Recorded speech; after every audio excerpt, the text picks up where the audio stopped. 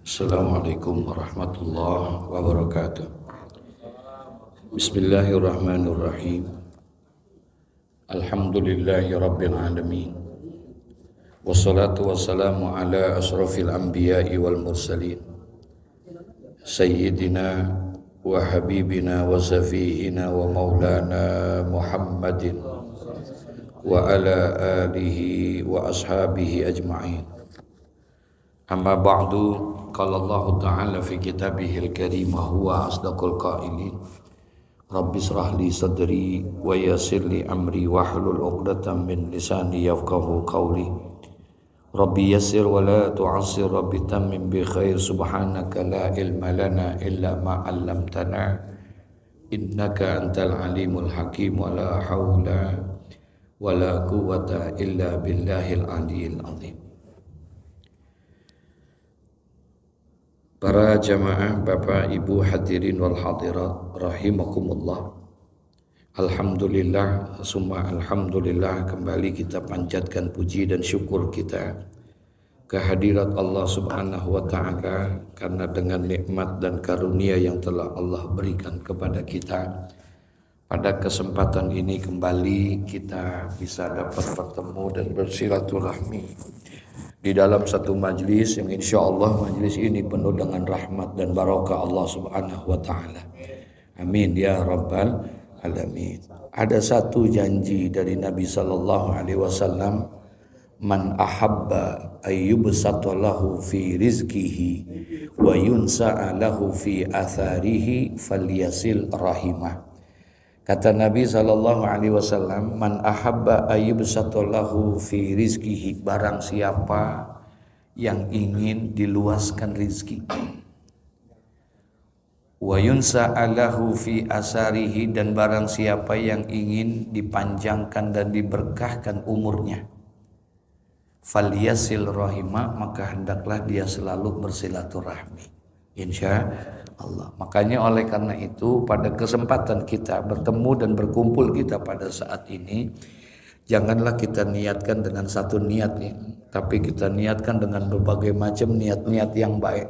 Semakin banyak niat kebaikan kita, maka semakin banyak kebaikan yang kita dapati insya Allah. Bukan hanya sekedar salatul jamaah, bukan hanya duduk di majlis ilmu, tetapi kita mensyukuri nikmat sehat, mensyukuri daripada bersilaturahmi. Jadi semakin banyak niat-niat kebaikan, maka insya Allah semakin banyak kebaikan yang kita dapat.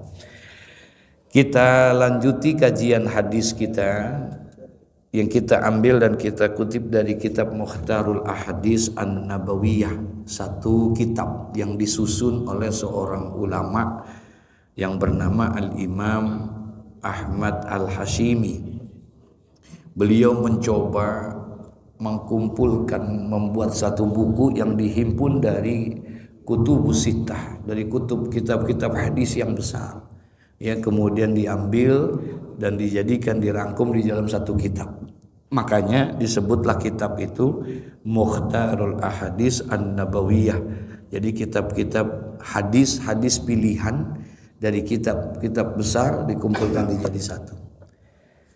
Nah, bersabda Nabi sallallahu alaihi wasallam, kata Nabi, i'til ma'rufa wajtanibil munkara wanzur ma yu'jibu uzunaka ayyakula lakal qaum iza kumta min indihim fa'tihi wanzur alladhi takrahu ayyakula lakal qaumu iza kumta min indihim fajtanibhu, rawahul jamaah.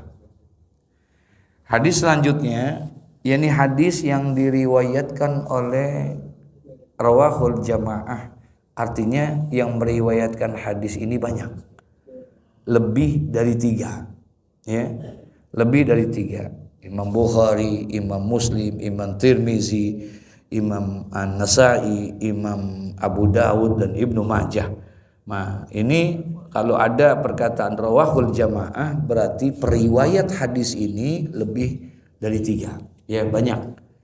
Kita juga sering ada periwayat hadis itu dengar istilah Syekhani. Pernah dengar ya?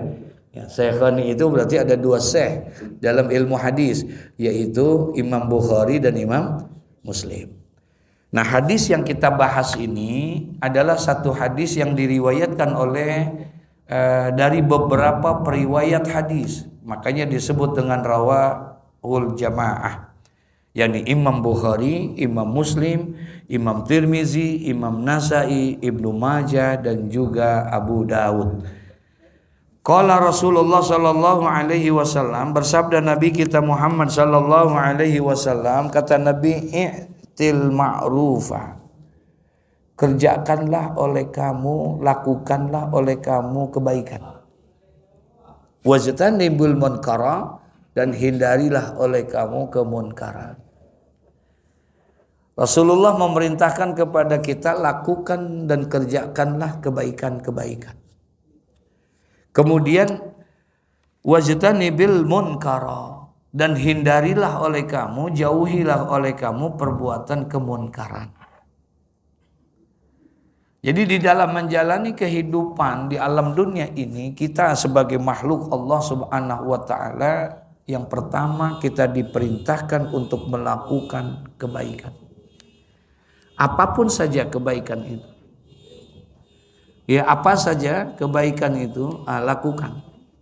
Dan tidak diperbolehkan kita untuk meremehkan perbuatan kebaikan sekecil apapun kebaikan itu. Nggak boleh gitu. Sebab kata Nabi dalam lain hadis, wala tahqiranna minal ma'rufi sai'a. Jangan sekali-kali kamu meremehkan perbuatan daripada kebaikan itu, sekecil apapun kebaikan itu. Kadang-kadang menurut kita perbuatan itu kecil nilainya, tapi bisa jadi perbuatan itu malah jadi besar di hadapan Allah. Bisa jadi menurut kita kelihatannya kebaikan yang kita lakukan besar, tapi bisa jadi di hadapan Allah tidak punya nilai di sisi Allah. Bisa nggak? Iya. Nah, i'til ma'rufa, lakukanlah oleh kamu perbuatan kebaikan. Sekecil apapun kebaikan itu. Kalau bisa sepanjang perjalanan hidup kita, aktivitas yang kita lakukan ini semuanya harus punya nilai apa? Kebaikan-kebaikan. Bagus-bagus semuanya memang harus punya nilai ibadah. Karena memang pada hakikatnya kita ini hidup di alam dunia ini adalah diciptakan oleh Allah, tidak lain adalah untuk apa? Ibadah. Sebagaimana Allah firmankan dalam Al-Quran, wa ma khalaqtul jinna wal insa illa liya'budun, dan tidaklah kami ciptakan jin dan manusia itu kecuali adalah untuk beribadah. Nah, ini satu gambaran dari Allah Subhanahu wa taala tentang tujuan hidup kita di alam dunia ini. Tidaklah Allah ciptakan kita kecuali adalah untuk melaksanakan ibadah. Konsekuensi ayat ini apa artinya? Bahwa sepanjang perjalanan hidup kita, 1 kali 24 jam aktivitas yang kita lakukan, maka harus mempunyai dan menjadi ibadah. Itu konsekuensinya. 1-2 kali 24 jam semua harus jadi ibadah. Apa saja? Bukan hanya sholat, bukan hanya puasa, bukan hanya baca Quran, bukan hanya sedekah, tapi seluruh aktivitas kita. Minum jadi ibadah, makan jadi ibadah, kerja jadi ibadah, mandi jadi ibadah, naik motor jadi ibadah, naik mobil jadi ibadah, bekerja kita jadi ibadah, berdagang kita, seluruh aktivitas kita. Kalau kita merujuk kepada ayat ini, konsekuensinya harus semua jadi perbuatan kita harus jadi nilai apa? Ibadah di sisi Allah. Nah, tanya sama kita, sudahkah itu menjadi nilai ibadah buat diri kita? Ya, nah, kalau bagaimana caranya supaya aktivitas itu jadi nilai ibadah, kita udah bahas beberapa waktu yang lalu. Kalau aktivitas kita pengen dijadikan itu punya nilai ibadah di sisi Allah, maka pekerjaan yang kita lakukan, perbuatan yang kita kerjakan itu selalu harus disandarkan kepada Allah. Kalau pekerjaan itu, apapun pekerjaan itu, kalau disandarkan kepada Allah, maka insya Allah pekerjaan itu akan menjadi apa? Ibadah, karena kita sandarkan pekerjaan kita dengan Allah. Bagaimana caranya? Makanya dalam Islam, coba lihat, perhatikan dalam Islam. Luar biasa. Islam mengajarkan kepada kita, tidak ada satu aktivitas yang kita kerjakan, kecuali semua perbuatan itu diawali dengan doa. Ada doanya enggak? Semua kita pasti ada doa. Tidak ada yang tidak ada doa. Dari kita sejak bangun tidur, ada doanya bangun tidur. Bahkan mau tidur juga ada doanya. Bangun tidur ada doanya. Mau ke kamar mandi, ada doanya enggak? Keluar kamar mandi, ada doanya. Pakai baju, mengaca, bercermin, ada. Selama ini ngaca, baca doa enggak gitu? Kita bercermin, kita ada doanya. Semua ada, makan ada doanya, minum ada doanya. Seluruh aktivitas kita itu ada doanya. Kenapa? Selama itu disandarkan kepada Allah, maka itu akan jadi ibadah buat kita. Insya Allah, subhanallah. Cuman yang jadi masalahnya doanya hafal apa enggak? Itu aja yang jadi masalah. Doanya hafal apa enggak? Iya. Dari semua doa-doa yang ada, hanya satu yang kita hafal. Allahumma barik lana fima razaqtana wa qina. Doa apa? Tahu gegaros enggak, Bang? Itu doanya. Lalu bagaimana kalau seandainya doa-doa itu tidak hafal? Kemudian supaya minum ini jadi ibadah, makan ibadah, kerja ibadah, dagang ibadah, usaha ibadah. Sementara doa-doa itu tidak kita hafal. Apa kata ulama? Kalau seandainya doa-doa itu kamu tidak hafal, maka tetap sandarkan semua aktivitasmu, pekerjaanmu itu dengan Allah, yaitu dengan menyebut nama Allah. Setiap kita melakukan aktivitas, setiap kita melakukan pekerjaan, maka awalilah dengan menyebut nama Allah, yaitu dengan membaca apa? Bismillahirrahmanirrahim. Ketika kita baca bismillah, maka minum ini akan jadi apa? Ibadah. Makan itu akan jadi ibadah dengan sebab bismillah. Kalau fungsinya sih enggak. Tujuan daripada minum kan menghilangkan apa? Haus. Orang minum mau baca bismillah ataupun tidak baca bismillah, hausnya hilang enggak? Hilang. Hausnya hilang. Dia baca bismillah, minum, hilang hausnya. Enggak baca bismillah, hausnya hilang juga. Sebenarnya permasalahannya tidak punya nilai ibadah di sisi Allah. Kenapa kita butuh jadikan ibadah? Karena kita yakin hidup kita tidak hanya di dunia. Kita butuh bekal untuk kehidupan kita nanti di akhirat. Kita butuh bekal yang bisa membawa kita mendapatkan kebahagiaan akhirat. Nah, bekalnya itu apa? Di mana kita cari bekalnya? Ibadah. Ibadahnya di mana? Apa sudah masuk di alam kubur? Enggak. Apa kalau sudah meninggal dunia? Enggak. Ketika kita beribadah, beramalnya tidak lain adalah di mana? Ketika kita hidup di dunia. Disitulah disebut ad-dunya darul amal. Dunia adalah tempatnya beramal. Laisa darul jaza, bukan tempatnya untuk meminta balasan. Bukan. Jadi di dunia ini tempatnya untuk apa? Beramal. I'til ma'rufah. Lakukanlah oleh kamu. Kerjakanlah oleh kamu al-ma'ruf, kebaikan. Sekecil apapun kebaikan. Maaf, masih ingat mungkin beberapa waktu yang lalu kita sampaikan satu hadis. Akhfallahu salasan fi salasin. Allah menyimpan. Ya. Allah menyimpan 3 perkara di dalam 3 perkara. Ada sesuatu yang disimpan oleh Allah. Ada 3 perkara yang disimpan oleh Allah di dalam 3 perkara.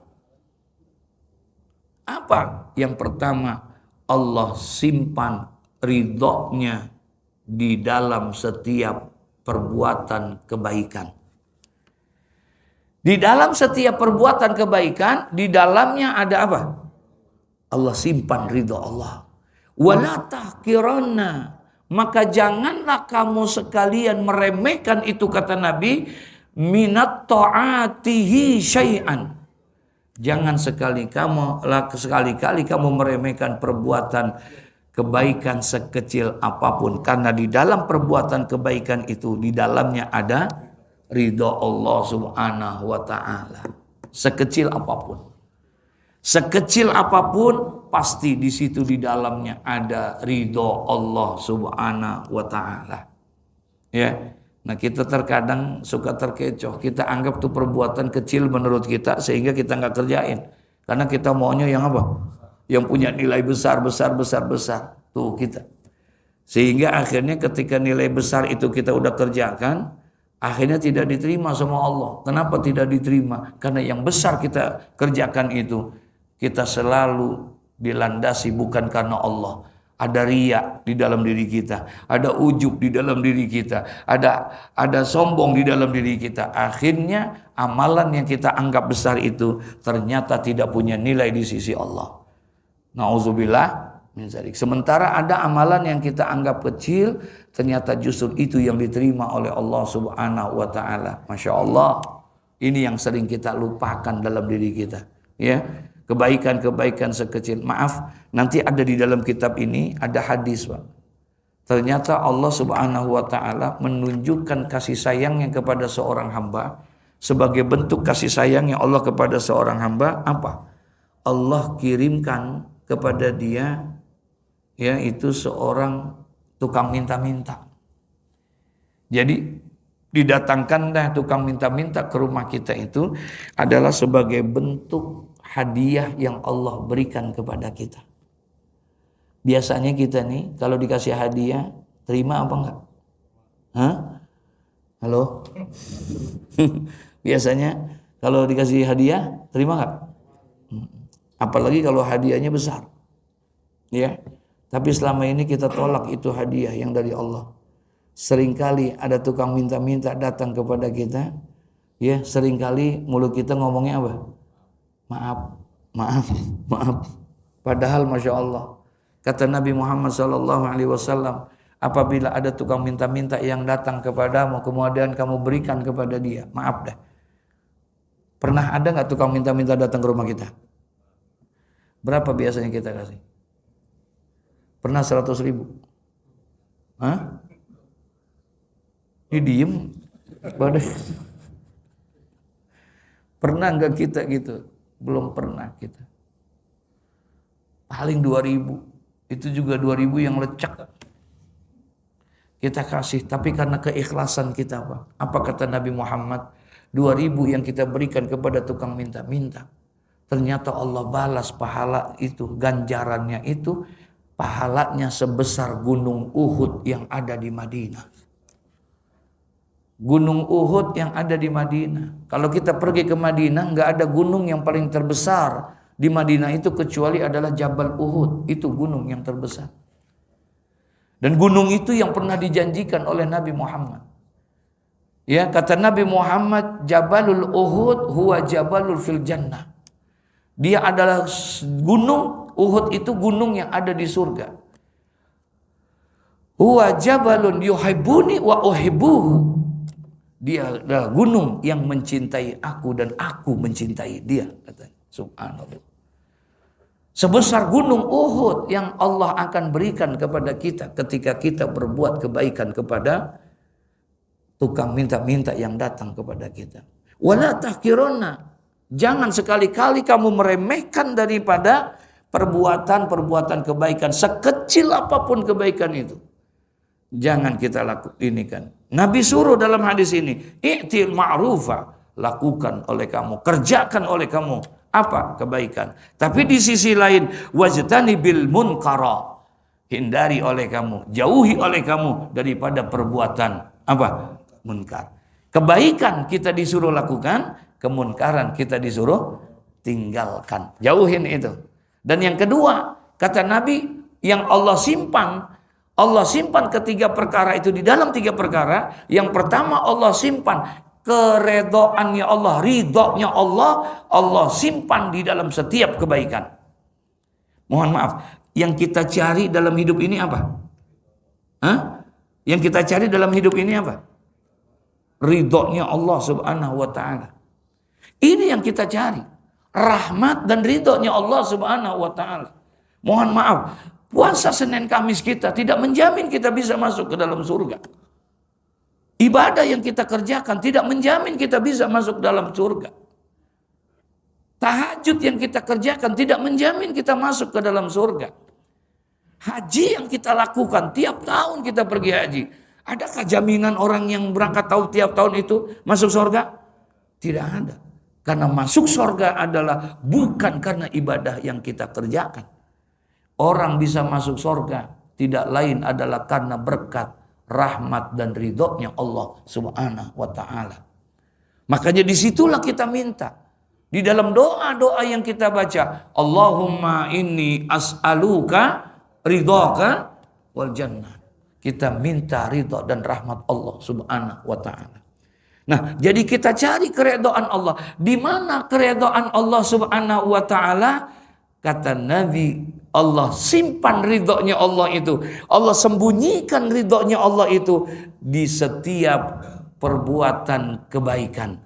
Dalam perbuatan kebaikan apa saja kebaikan itu, selama itu punya nilai kebaikan, maka di situ terdapat ridhonya Allah Subhanahu wa ta'ala. Masya Allah.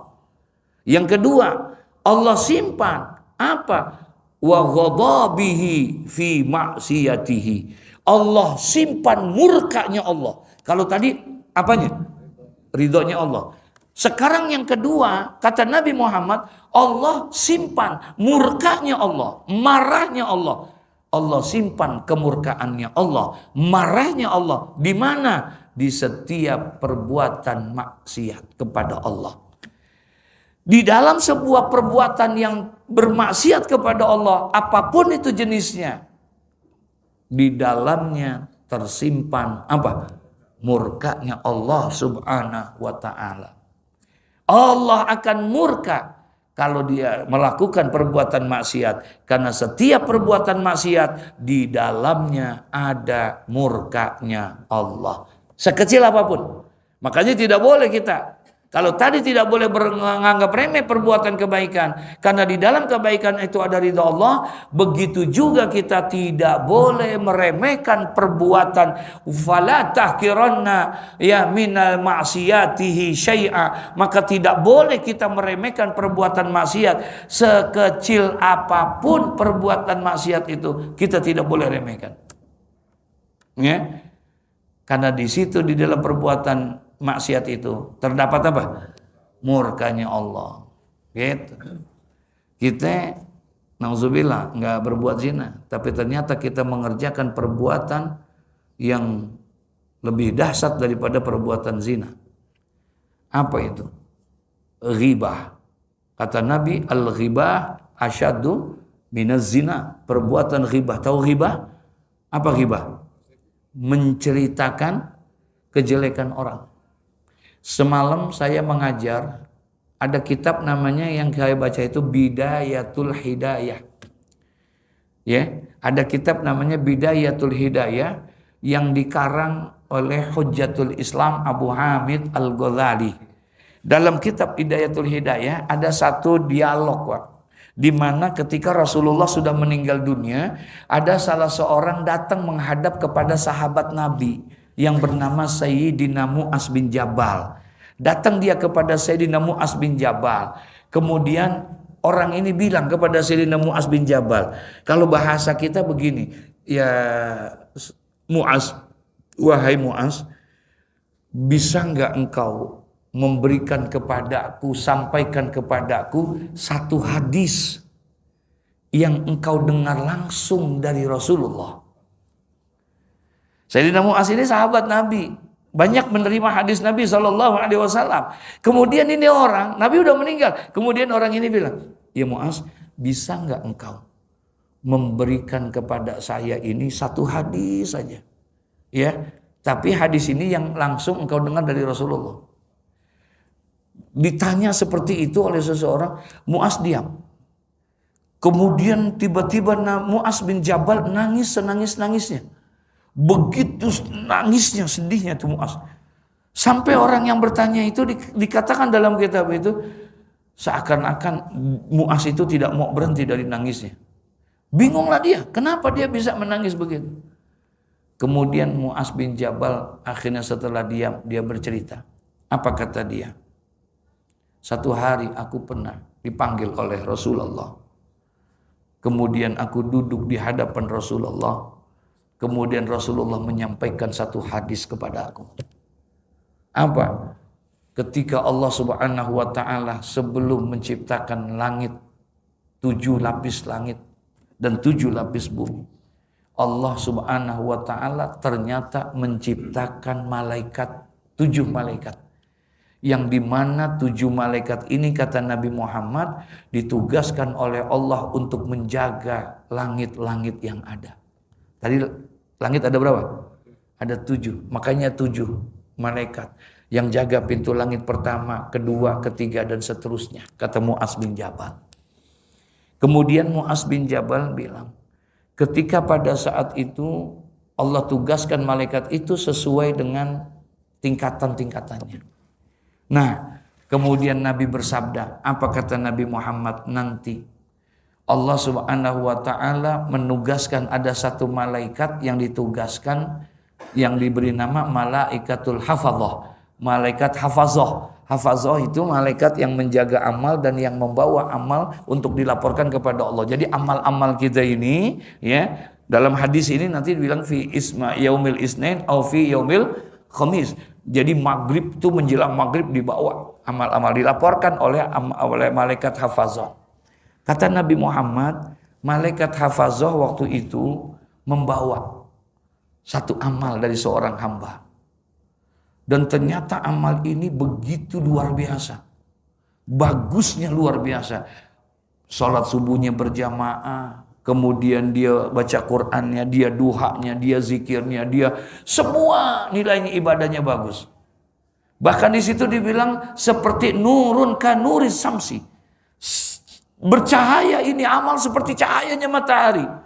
Sehingga akhirnya malaikat hafazah dengan bangganya dia bawa nih amal yang baik itu. Dia bangga, dia bawa sama malaikat hafazah.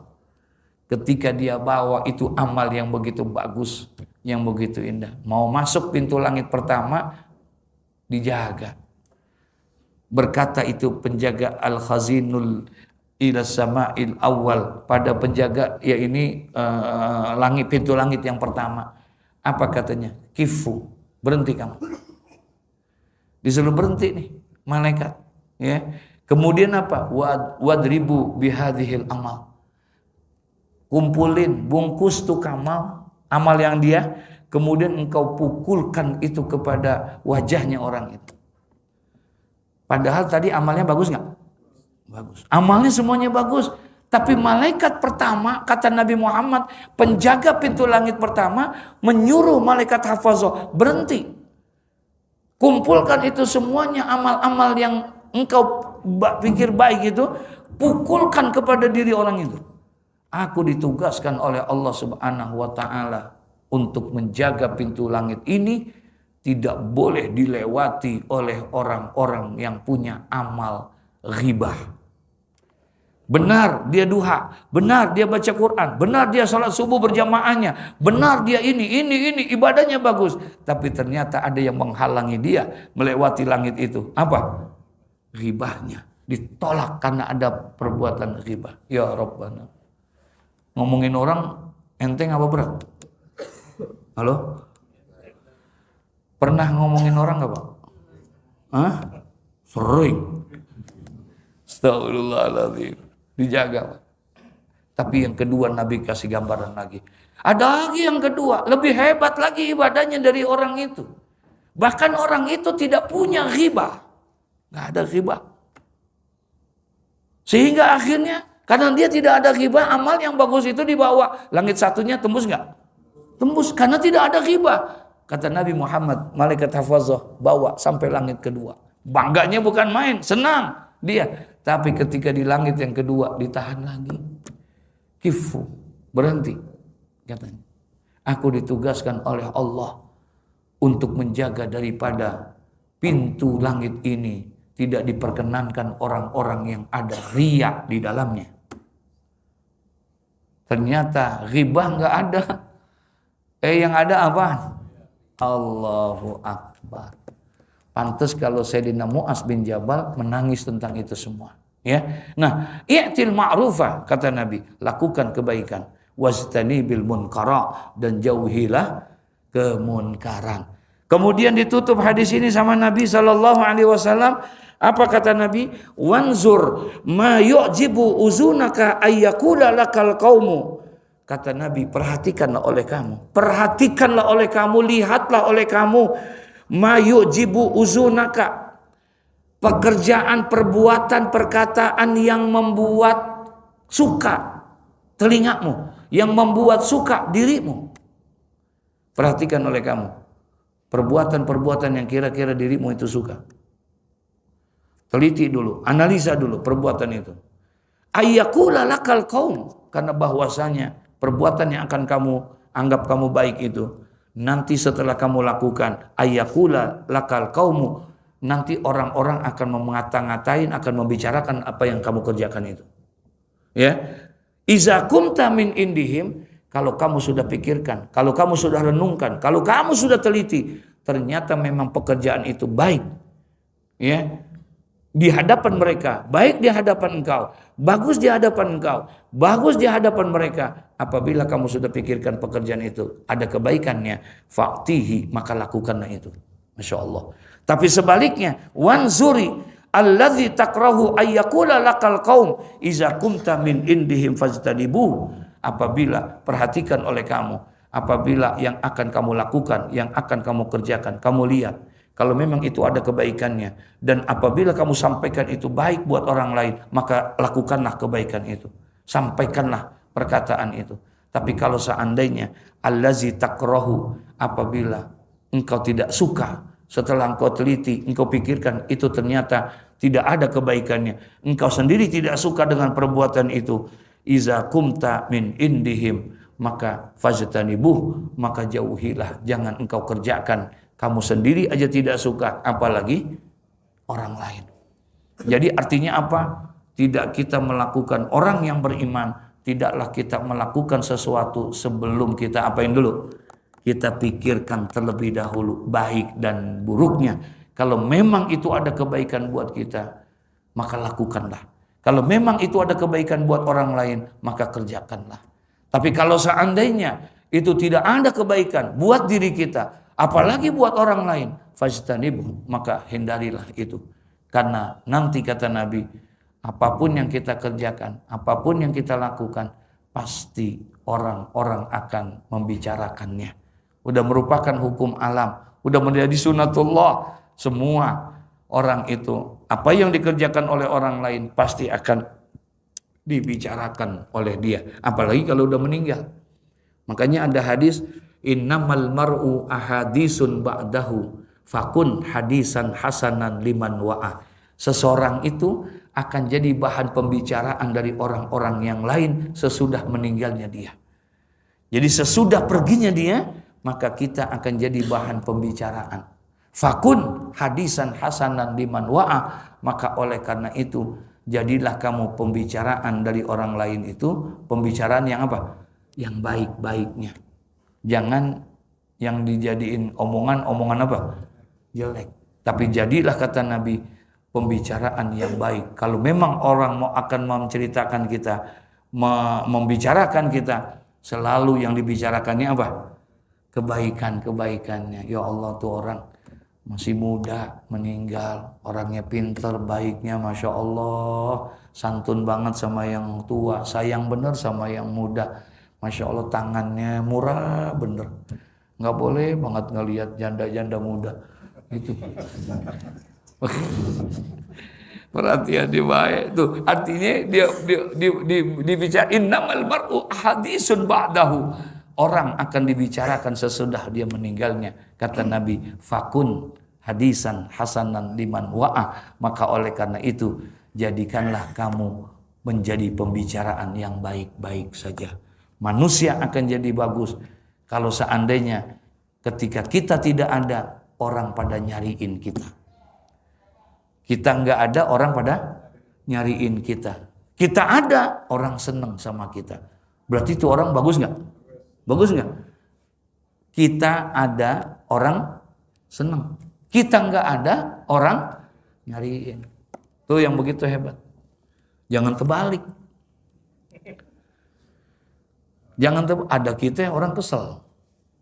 Nggak ada kita orang girang. Kita nggak ada nih. Alhamdulillah. Untung dia kagak datang. Tuh. Nggak enak tuh Pak di kita. Kita datang. Ya dia datang lagi. Hancur dah. Ya, jangan. Nauzubillah semua nauzubillah. Ya, satu hadis ini mudah-mudahan jadi pembelajaran buat kita. Ayo, selama hayat masih dikandung badan, ada dua hal perintah Nabi. Kerjakan apa? Kebaikan. Jauhi kemunkaran. Jangan kita lihat besar dan kecilnya, tapi kita lihat perbuatan itu adalah karena Allah Subhanahu wa taala. Karena di dalam kebaikan, apapun kebaikan itu pasti di dalamnya ada apa? Ada ridhonya Allah.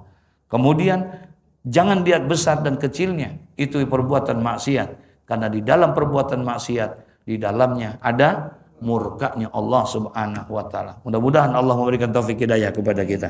Al-Fatihah.